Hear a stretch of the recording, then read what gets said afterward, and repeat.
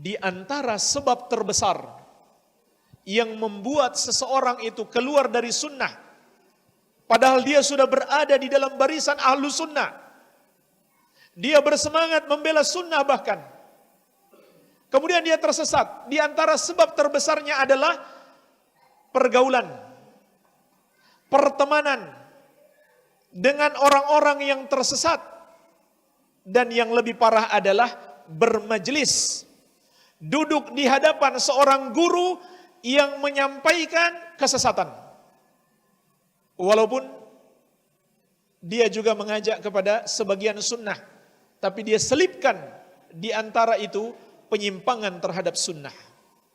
Ini di antara sebab terbesar seseorang terjerumus dalam kesesatan, gara-gara berteman atau gara-gara berguru.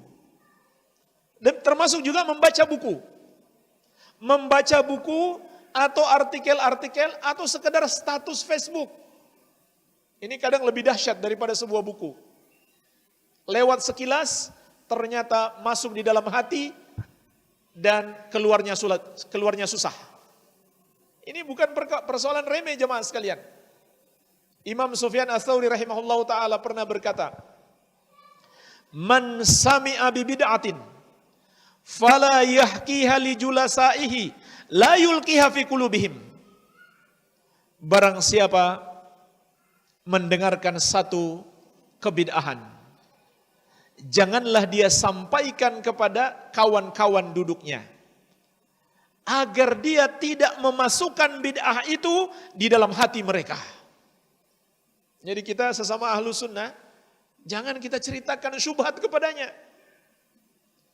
Jangan ceritakan tentang kesesatan kepadanya, nanti dia malah tersesat. Imam Az-Zahabi rahimahullah mengomentari ucapan ini. Beliau mengatakan, "Aktsaru a'immati salaf ala hadha tahdhir, yarawna anna al-quluba dha'ifah wa syubha khattafah." Kebanyakan ulama salaf memberi peringatan keras untuk kita tidak duduk-duduk dan bergaul dan bermajelis dengan golongan yang menyimpang atau orang yang menyampaikan kebid'ahan dan kesesatan. Kenapa? Kenapa ulama begitu sangat keras memberi peringatan? Yarawna annal quluba dha'ifa wa syubha khattafah. Karena mereka memandang hati itu lemah. Hati mereka lemah, sedangkan syubhat menyambar-nyambar. Makanya dahulu ada seorang imam salaf didatangi oleh golongan ahlul bid'ah. Mereka mengatakan, "Kami ingin membacakan satu ayat kepadamu." Dia menjawab, "Saya enggak mau dengar." Kalau begitu satu hadis, "Saya enggak mau dengar, walaupun sepotong. Kalian pergi atau saya yang pergi?" Akhirnya mereka pergi. Lalu beliau ditanya, "Wahai imam, kenapa enggak mau dengarkan ayat Quran yang dia baca? Hadis Nabi yang dia baca?" Kata beliau, "Saya takut dia tafsirkan ayat itu, dia tafsirkan hadis itu dengan penyimpangannya, kemudian masuk di hati saya dan sulit keluar. Kalau sudah masuk, belum tentu bisa keluar." Takut jamaah sekalian. Imam Taus, imam besar dari generasi tabi'in, ketika beliau melihat dari jauh ada orang yang sesat mau lewat, beliau tutup telinganya dan beliau katakan kepada anaknya, "Tutup telingamu, jangan dengarkan satupun ucapannya." Ada yang bisa melakukan itu sekarang? Ya. Suruh tutup telinga. Ini yang mau lewat ini orang bahaya. Jangan dengar satupun ucapannya. Takut jamaah sekalian. Itu ulama salaf dahulu takut. Tapi subhanallah, hari ini ada orang-orang yang ternyata mereka lebih kuat manhajnya daripada ulama salaf dahulu. Mereka enggak takut. Ya, kata mereka, enggak apa-apa, kita bisa saring. Yang benar kita ambil, yang salah kita jangan ambil. Ya. Enggak apa-apa, kita undang aja.